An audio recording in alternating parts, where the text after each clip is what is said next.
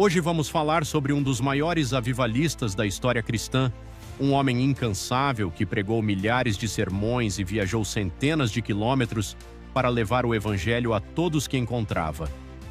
Um líder que transformou a Inglaterra em uma época de decadência moral e despertou um dos maiores avivamentos da história.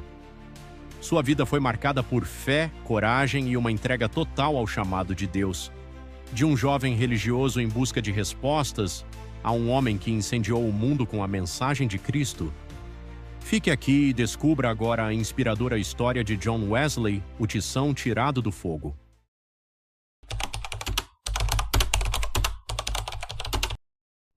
O fogo consumia a casa. As chamas subiam cada vez mais alto, iluminando a noite escura na pequena cidade de Epworth, Inglaterra. Dentro daquela casa, uma criança de apenas 5 anos lutava para sobreviver. A escada já havia desabado e não havia saída. Mas então um milagre aconteceu. Um vizinho se ergueu sobre os ombros de outro e conseguiu resgatá-lo segundos antes do teto desabar. Essa criança era John Wesley. Sua mãe, Susanna Wesley, olhou para ele e disse: "Não é este um tição tirado do fogo?" Depois do espetacular salvamento de John do incêndio, sua mãe, profundamente convencida de que Deus tinha grandes planos para seu filho, resolveu firmemente criá-lo para servir e ser útil na obra de Cristo. Susanna escreveu estas palavras nas suas meditações particulares: "Senhor, esforçar-me-ei mais definitivamente em prol tão misericordiosamente. Procurarei transmitir-lhe fielmente ao coração os princípios da tua religião e virtude. Senhor, dá-me a graça necessária para fazer isso sincera e sabiamente e abençoa os meus esforços com grande êxito." Aquela noite não foi um acidente. Deus havia preservado John Wesley com um propósito. Ele se tornaria um dos maiores avivalistas da história, um homem que pregaria para milhões e transformaria nações inteiras com o evangelho. Mas antes de incendiar o mundo com a palavra de Deus, ele precisaria encontrar o fogo verdadeiro.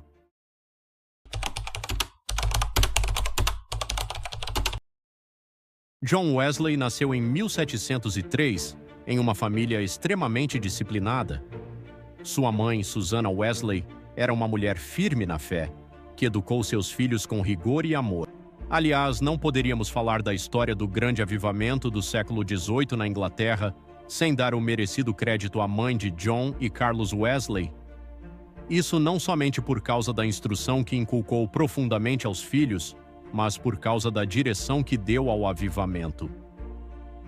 Sobre Samuel e Susanna Wesley, o célebre comentador da Bíblia, Adam Clarke, escreveu: "Nunca li nem ouvi falar de uma família, não conheço e nem existe outra, desde os dias de Abraão e Sara, de José e Maria de Nazaré, a qual a raça humana deve tanto.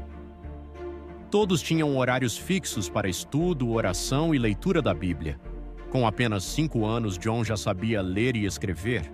Aos 10 estudava grego e latim, e aos 17 anos ingressou na Universidade de Oxford, onde foi um dos alunos mais brilhantes de sua geração. Ele se esforçava para levantar-se todos os dias às 4 horas e, por meio de anotações que escrevia diariamente de tudo que fazia durante o dia, conseguia dar conta de seu tempo para não desperdiçar nenhum momento. Continuou a observar esse costume até quase o último dia da sua vida. Mas algo inquietava seu coração. Ele queria encontrar uma fé mais profunda, uma vida cristã que fosse além da teoria. Por isso ele fundou o Clube Santo, um grupo de estudantes que se dedicavam à oração, jejum, visitas a presídios e hospitais. Eles tinham uma disciplina tão rigorosa que foram apelidados de metodistas. Eles oravam, jejuavam, ajudavam os pobres, mas ainda não tinham encontrado aquilo que mudaria suas vidas para sempre.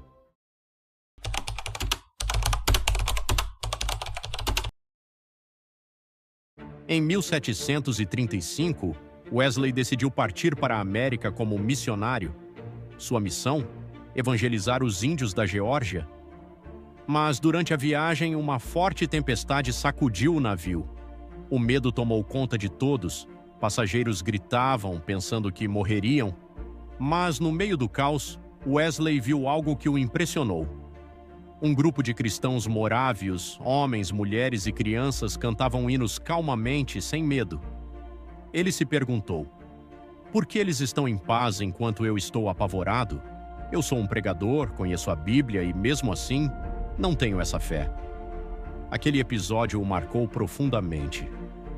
2 anos depois, em 24 de maio de 1738, Wesley participou de uma reunião na rua Aldersgate, em Londres. Alguém lia um comentário de Martinho Lutero sobre a Epístola aos Romanos. Foi nesse momento que John Wesley se converteu verdadeiramente. Ele deixou de ser apenas um religioso e passou a ser um verdadeiro avivalista. Senti meu coração estranhamente aquecido. Tive a certeza de que Cristo havia morrido por mim e que meus pecados estavam perdoados.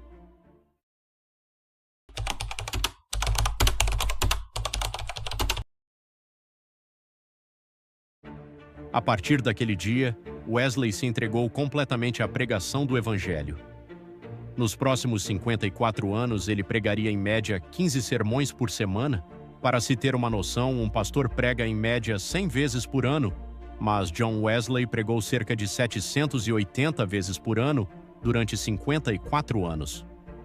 Esse homenzinho, com a altura de apenas 1,66 m e pesando menos de 60 quilos, dirigia-se a grandes multidões e sob as maiores provações.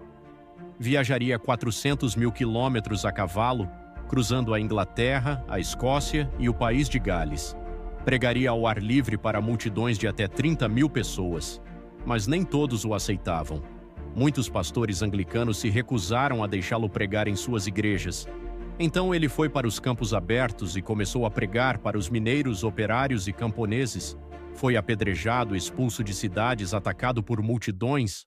Em uma ocasião, soltaram um touro para matá-lo no meio da pregação, mas nada o parava. Wesley sabia que seu chamado era maior do que qualquer obstáculo. Ele organizou pequenos grupos de discipulado que dariam origem ao movimento metodista, uma das maiores forças do cristianismo até hoje.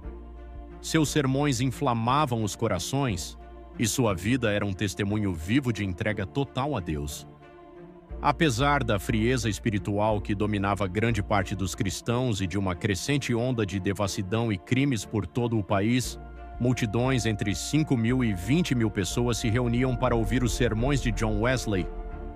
Era comum durante esses cultos os pecadores se sentirem tão angustiados que começavam a gritar e gemer profundamente. Se até pensadores materialistas como Voltaire e Thomas Paine, no leito de morte, foram tomados por convicção ao se depararem com Deus, não é de se estranhar que centenas de pessoas caíssem ao chão como mortas, dominadas pelo peso da presença do Espírito Santo. Gritos, lágrimas e quebrantamento eram sinais visíveis de que Deus estava agindo.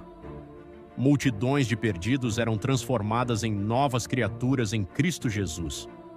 Em muitos momentos, os ouvintes eram levados a experiências profundas de amor, alegria e reverência. Alguns recebiam visões da perfeição divina e da glória de Cristo, ficando por horas como mortos diante da grandeza de Deus, assim como descrito em Apocalipse 1:17.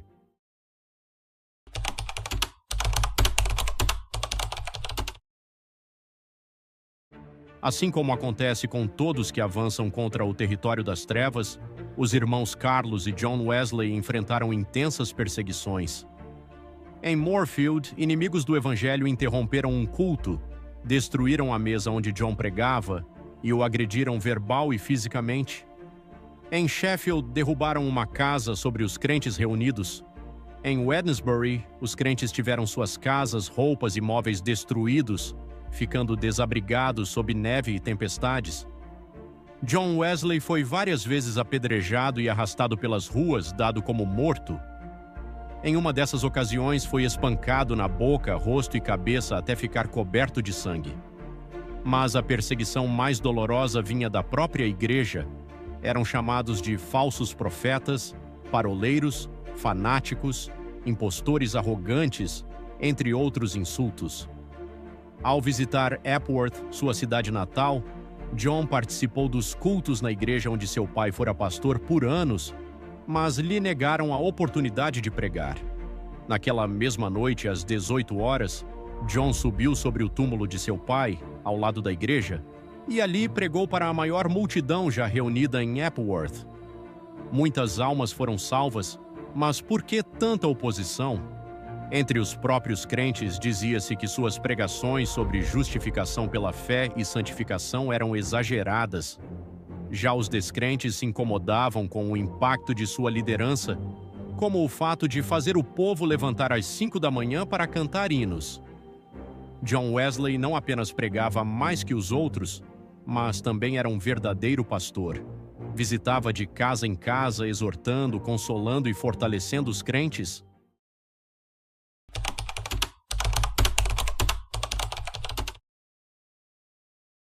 Apesar de percorrer mais de 7.000 quilômetros por ano, John Wesley ainda encontrava tempo para a vida literária. Leu mais de 1.200 livros, muitos enquanto cavalgava.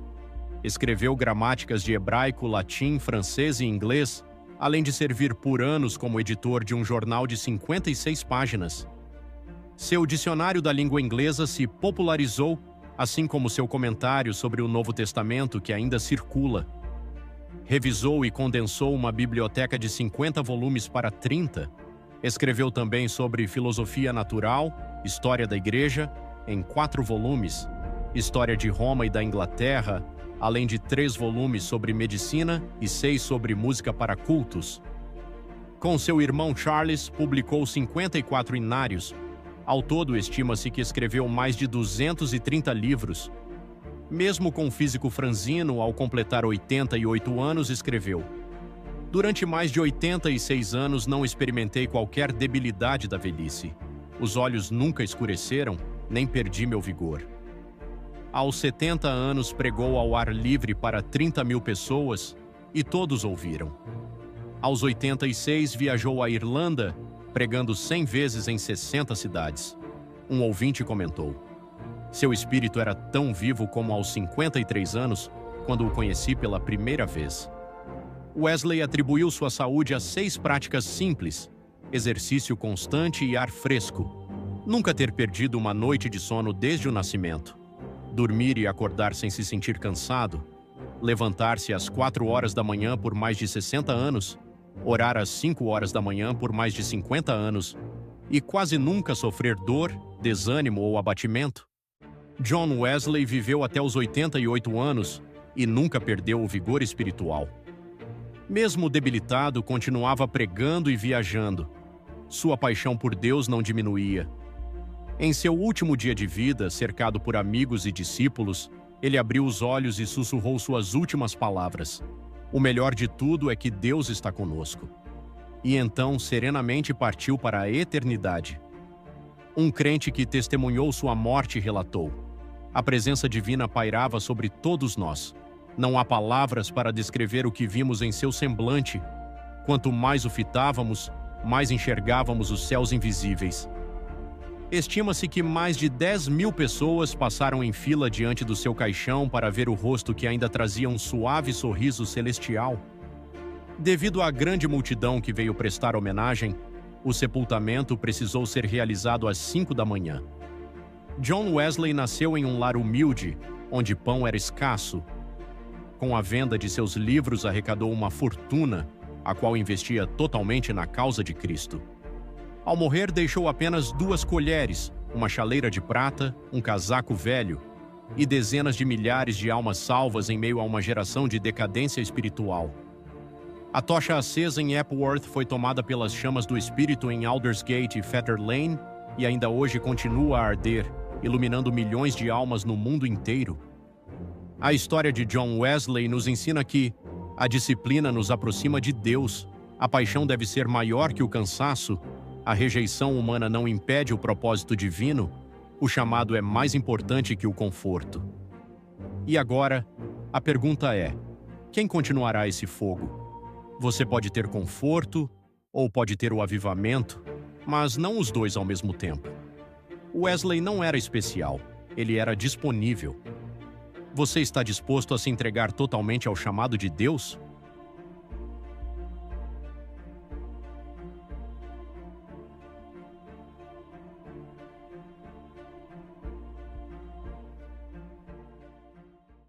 Obrigado por assistir Lembrando que esse vídeo é apenas um resumo da história de John Wesley. Se essa história te inspirou, compartilhe com alguém como Deus pode usar qualquer pessoa disposta a servi-lo. Deus te abençoe e até a próxima.